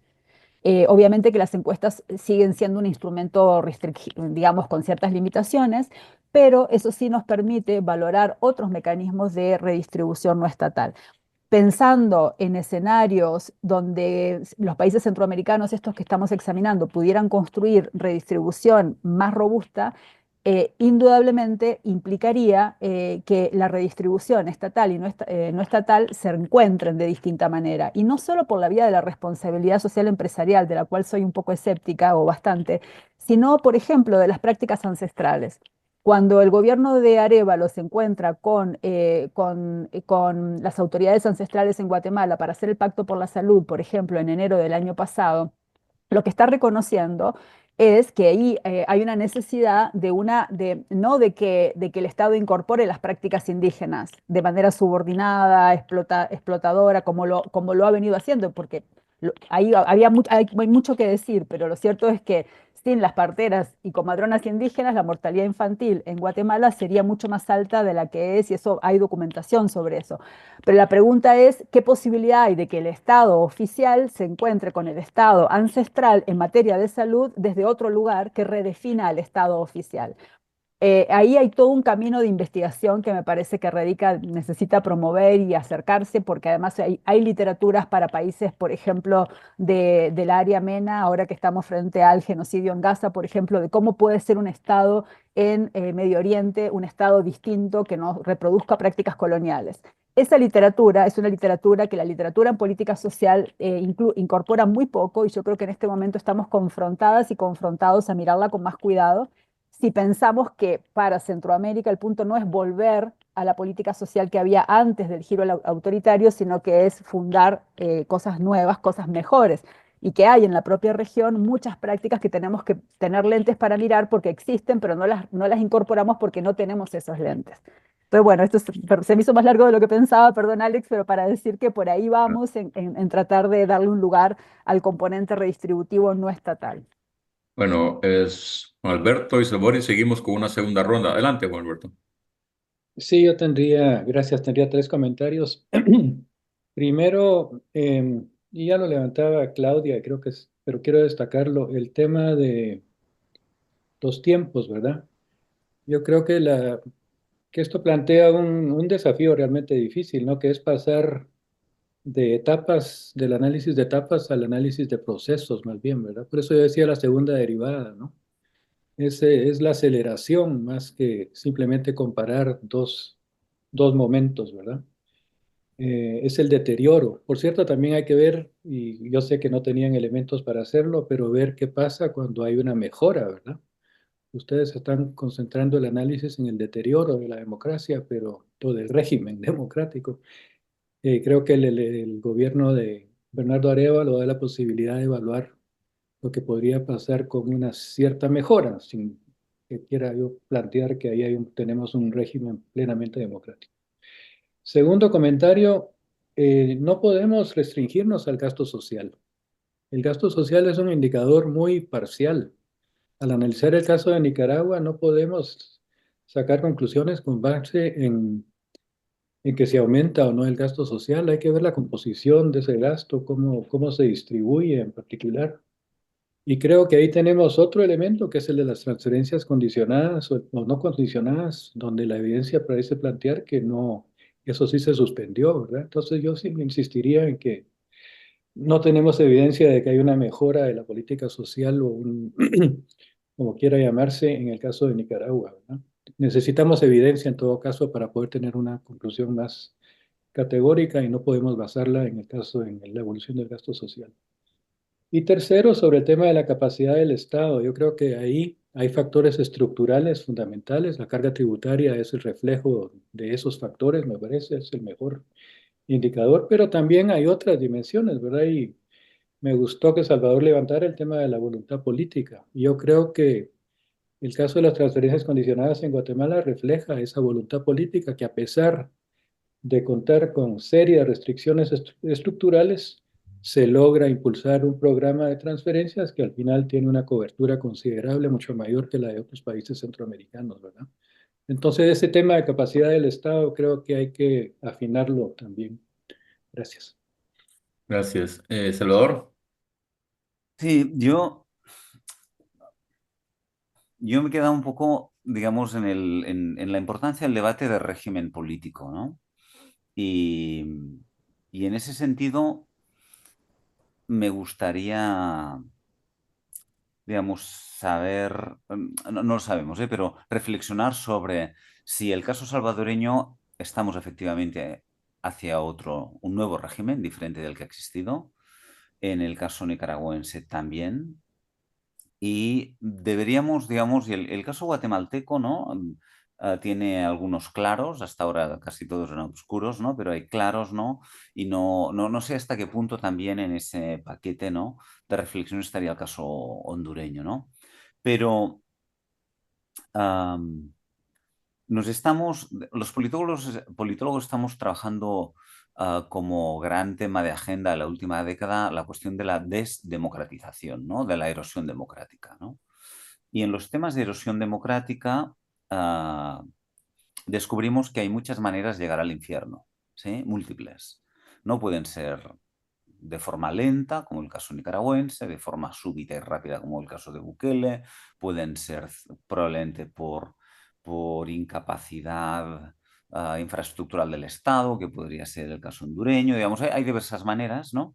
Pero lo que sí un poquito estamos pensando es que los regímenes en Centroamérica después de los 90, donde éramos moderadamente optimistas y pensábamos que la separación de poderes, transparencia, competencia, generaría también mejoras en la vida social. Ahora tengo la sensación que quizás deberíamos empezar a pensar cuál es la relación entre regímenes o autoritarios o democráticos con poca capacidad infraestructural, ¿no? Y si eso nos da cuenta de, junto con un cierto populismo punitivo, ¿no? Que está en la agenda, ¿no? Si esto nos da, para decirlo así, una nueva pantalla, una nueva etapa, ¿no? No sé si me explico, es decir, no sé si estamos pasando a otra era, a otra época, ¿no? Es decir, de los 90 ahora, estamos hablando 30 años, 30 y pico años, después de guerras civiles, donde parecía que lo que tenía que venir era bueno, y entre otras cosas, aunque llegó poco y llegó de forma sincopada las políticas sociales, no sé si la nueva etapa, ¿dónde están las políticas sociales? Ah, ¿Cómo contemplan los nuevos estados autoritarios las políticas sociales? No sé si me explico, es decir, en esta nueva concepción del Estado, es decir, en el ámbito de estados autoritarios se trabajó muchísimo de los años 40 de los 40 a los 80, los regímenes despótico-autoritarios o despótico-reaccionarios, ¿no? Era como el gran marco, ¿no? Y ahora estamos en las democracias con adjetivos o frágiles o como quieran, ¿no? 30 años más, ¿no? Es decir, estuvimos 35 años de regímenes despóticos reaccionarios, 30-40 años, 30-40 años de democracias débiles, con todos los adjetivos epítetos que querramos. Y yo me pregunto, ahora estamos abriendo otro ciclo largo de regímenes neoautoritarios, no sé qué. Y si en este tipo de regímenes neoautoritarios no sé qué, ¿dónde estos regímenes, y eso tiene que ver con la voluntad política, con la capacidad estatal, tiene que ver con la nueva coyuntura y con las redes epistémicas de determinadas élites, ¿dónde estos ponen las políticas sociales? Porque igual dicen, no, política social más importante es la lucha contra las maras y el orden y digamos, y un cierto discurso punitivo, ¿no? Y por lo tanto la política social existe, pero residual, y le damos dinero en tanto que, digamos, en tanto que mantenga un cierto nivel de cohesión social. No sé si me explico. Es decir, yo igual lo que digo es tan genérico que me decís, te juro que solo he tomado un café. Perdón que te interrumpa, yo creo que te explicas perfectamente, pero que nuestra hipótesis no suficientemente demostrada por la falta de datos es que igual que había distintas democracias, distintos gobiernos en la democracia, hay distintas opciones en los regímenes autoritarios, y Sí. por un lado, y por el otro, que igual que no hubo mucha política social en la democracia, no va a haber mucha política social en las dictaduras, que no hay un cambio radical porque nunca hubo política social, salvo en casos muy concretos de la historia. Pero vamos, nuestra hipótesis, corrígeme Julián, es que no es lo mismo El Salvador que Nicaragua, por tanto no es posible hablar de política social en regímenes autoritarios en general, sino que hay que ir a los casos. Sí, y agrego que también que las ventanas de oportunidad, los márgenes de acción que pueda haber van a variar también. Y que lo que sí nos parece importante es analizar las zanahorias versus los garrotes de maneras diferenciadas, porque lo cierto es que los regímenes autoritarios también les gusta ser populares y también les gusta hacer cosas que la gente aplauda. Y el hecho de que estén usando el garrote con una mano y distribuyendo con la otra les ayuda a ser más fuertes. Por ejemplo, Bukele, el haber distribuido computadoras, aunque no sepamos quién las tiene, lo cierto es que hace una diferencia en su desempeño. Y cuando decide, como planteaba Tatiana, ya no hacerlo, también hace una diferencia. Y todas esas distinciones las tenemos que entender, no solo por razones académicas, sino también de la práctica política individual y colectiva de tantos sectores que están buscando en la región pues ampliar digamos, ampliar la esperanza y medidas concretas que permitan alimentarla, ¿no? Ujú. No, no, perfectamente, ¿eh? Es decir, estoy totalmente de acuerdo con vosotros. Ah, Solo una cosa, claro, es decir, estamos hablando de continuidades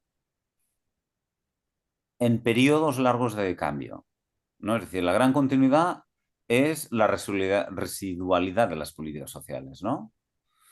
Y los cambios es cómo opera esta residualidad, ¿no? Digamos, cómo opera y qué elementos tiene.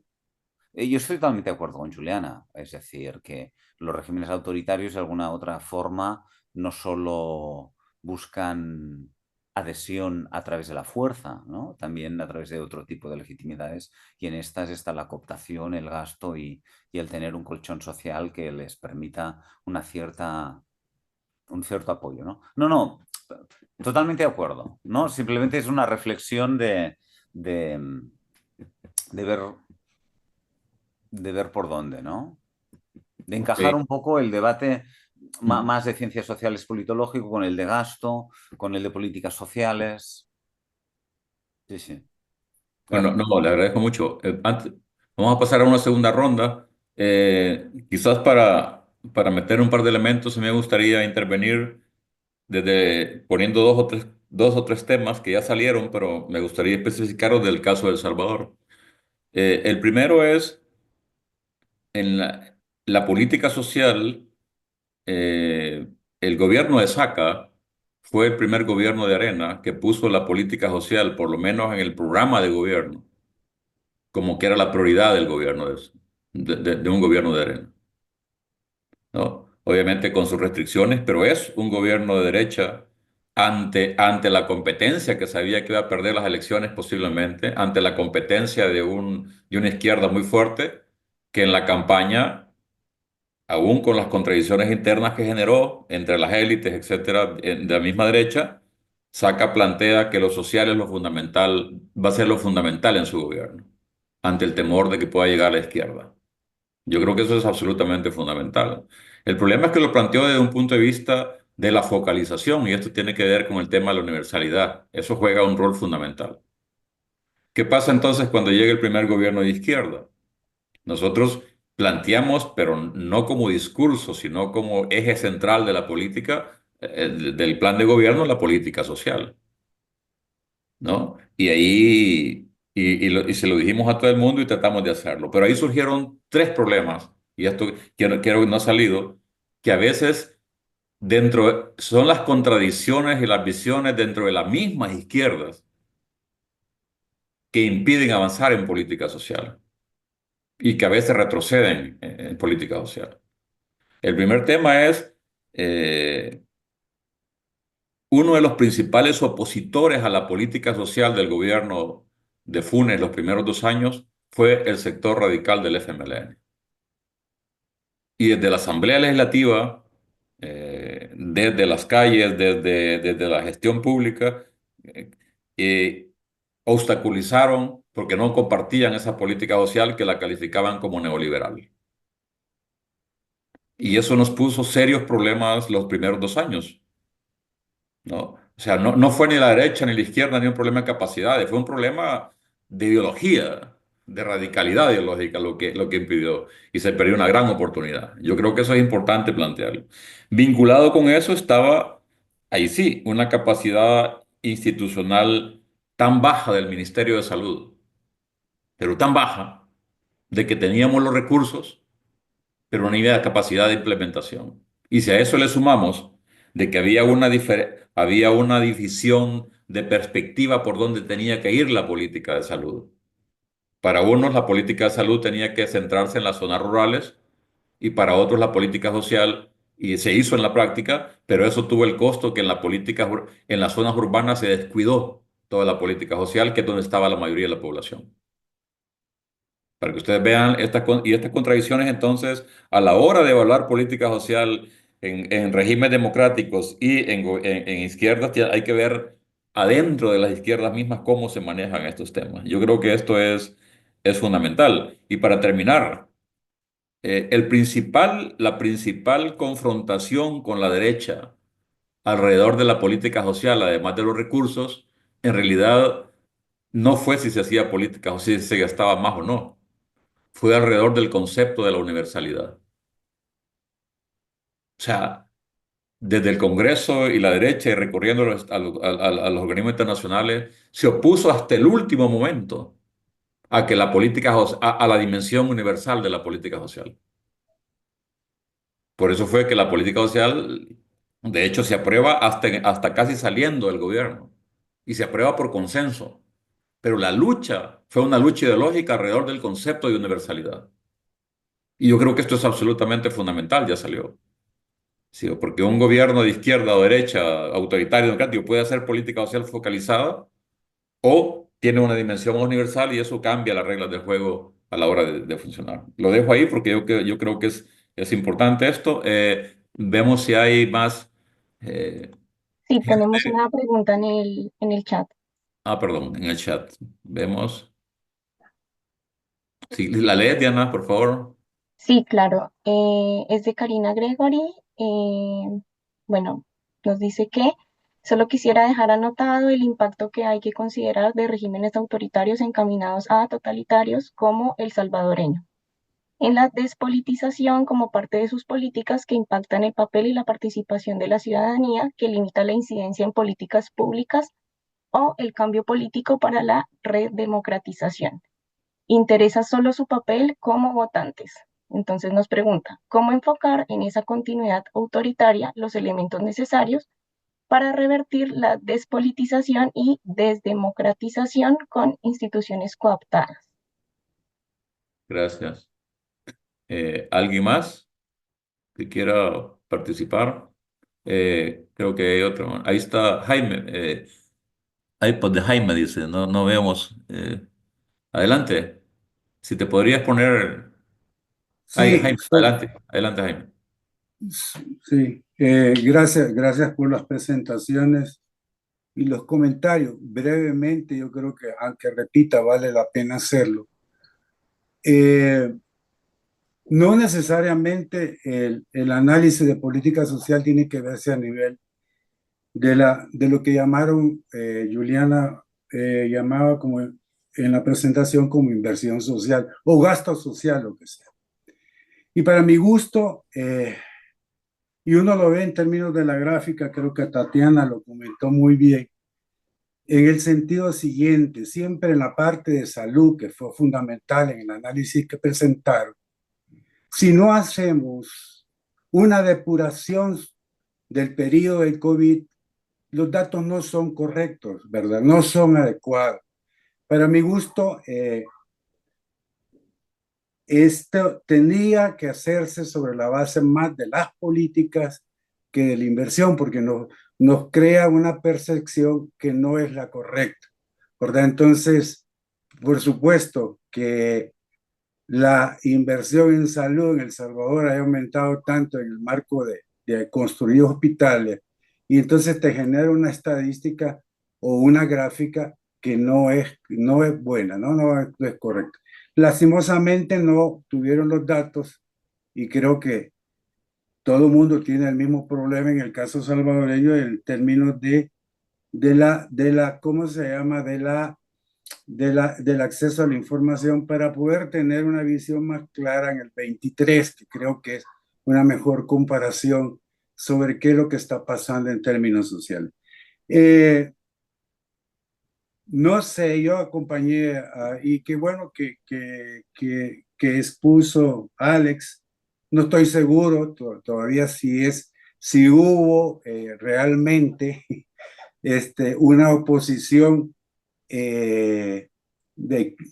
por supuesto que el FMLN tiene diferentes sectores y quizás él lo vivió más cerca, ¿verdad? No sé hasta dónde. Lo cierto es que para hablar de política social también habría que ver no solo en el gobierno de Afunio, sino en la continuidad de alguna forma en el gobierno de Sánchez Serén, ¿verdad? Quizás hubieron algunas características diferentes que habría que ver, pero fue en el marco de los 10 años.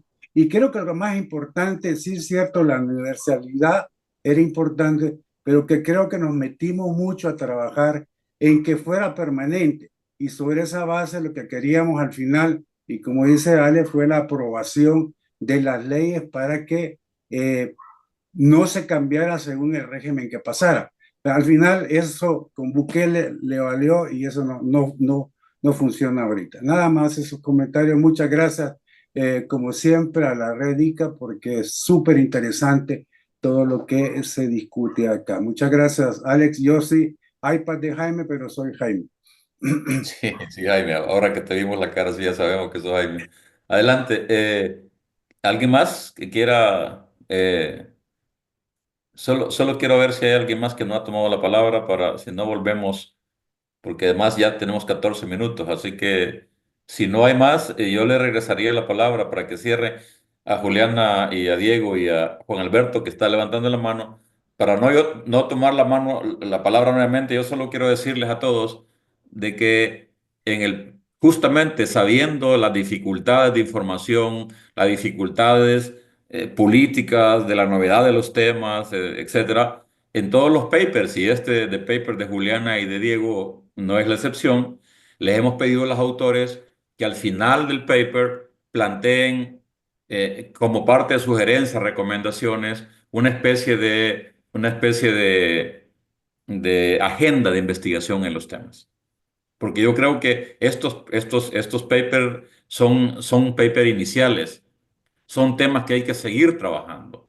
Pero desde el punto de vista de la red veíamos que es importante desde ya, aún con todas las limitaciones, comenzarlos a poner en la agenda. En ese sentido, y aquí ha salido claro, hay muchas limitaciones, hay muchos problemas, pero el mismo debate está demostrando que vale la pena. Entonces, de lo que se trata es de seguir desarrollándolo con nuevas visiones, nuevos enfoques, nuevas metodologías.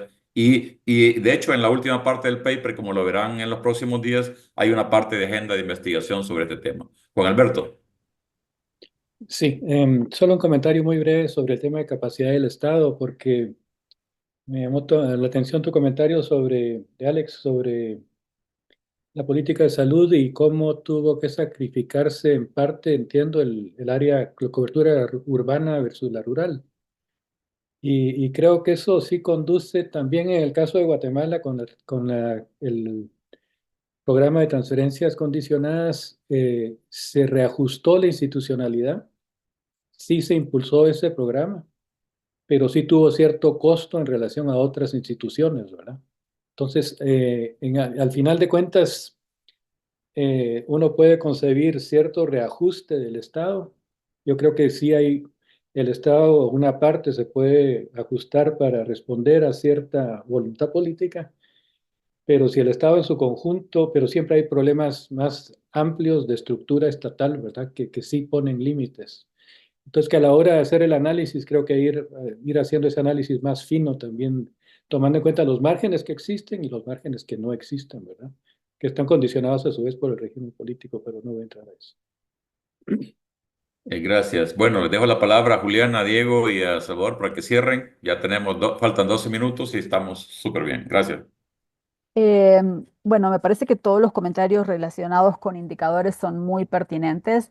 Hay un libro relativamente reciente que escribimos con Camila Arza, Roxana Castiglioni, Jennifer Preble, Sara Niedzwiecki, Diego y yo, a 6 manos, donde discutimos pues todo el acumulado de literatura sobre política social en América Latina en los últimos 15 años y hay un apartado dedicado a los temas metodológicos y a cómo en la región superamos la idea de que un indicador de input, como es el gasto, fuera suficiente adecuado para medir desempeño, ¿no? O sea, con el gasto podemos alimentar la corrupción que nos muestra el índice de percepción ciudadana, por ejemplo, ¿no? Con compras del Estado dados al amigo del amigo del amigo, o comprándole mascarillas a gente que produce neumáticos, como en el caso de El Salvador.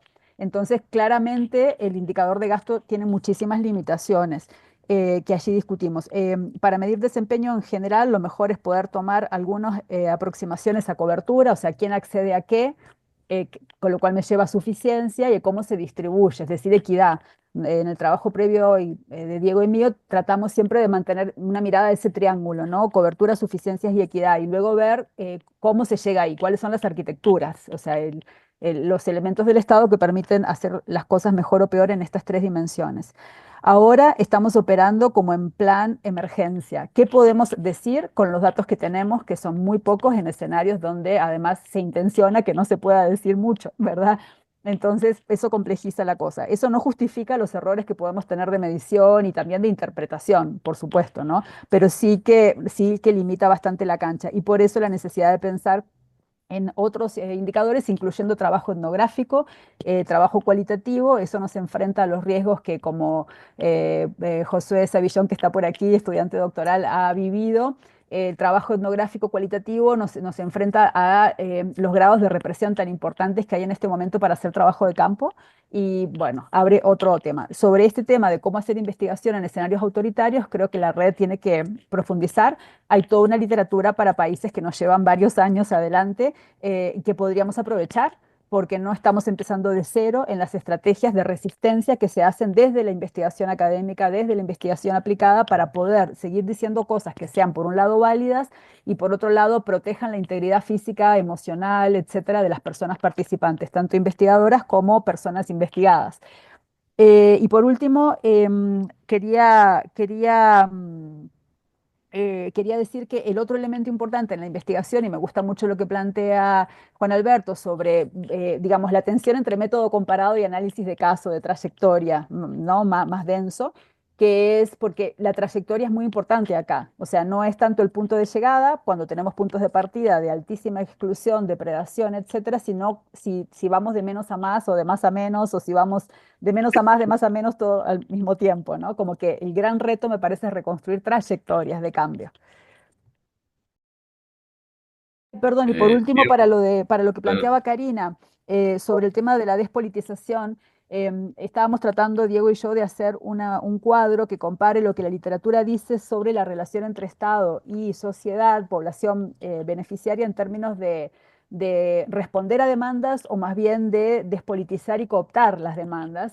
Y lo cierto es que eso puede pasar en escenarios democráticos también. Y si querés, el ejemplo de transferencias monetarias es un buen ejemplo, porque, digamos, las transferencias monetarias condicionadas estuvieron dirigidas a población, entre comillas, bien portada, en particular mujeres bien portadas, que eran la antítesis de la idea de la mujer organizada que reclama sus derechos, ¿no? Entonces, no estoy tan segura que la distinción ahí sea democracia-autoritarismo, aunque bajo condiciones autoritarias se pueda profundizar de manera cualitativa la pérdida de la voz de las personas, ¿no?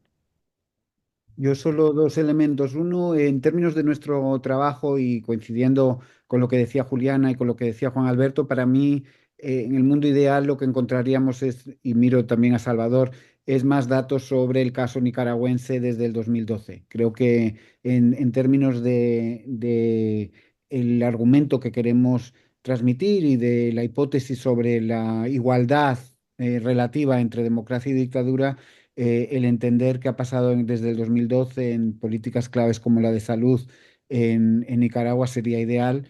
Hasta ahora no hemos sido capaces de pensar cómo hacerlo, pero sería importante. Eso es el primero. Y en segundo, tristemente yo no tengo una respuesta muy optimista para Karina, solo diría que no creo que la política social sea la que vaya a politizar a los individuos o vaya a contribuir a ese fortalecimiento de la protesta y de la redemocratización en el caso salvadoreño, porque tampoco parece que la política social estuviera en el centro de las demandas de los ciudadanos en los últimos años. Entonces, en ese sentido, la política social no parece que vaya a ser el centro ni de la demanda ni de la construcción de ciudadanía. Gracias, Salvador. Y el micrófono, por favor. Hola, tengo poco que añadir, simplemente celebrar este tipo de trabajos y debates. Y simplemente creo que es muy interesante ver continuidades. Quizá lo difícil efectivamente es la capacidad de obtener datos, ¿no? En regímenes que cada día son más opacos, ¿no? Y cuesta bastante.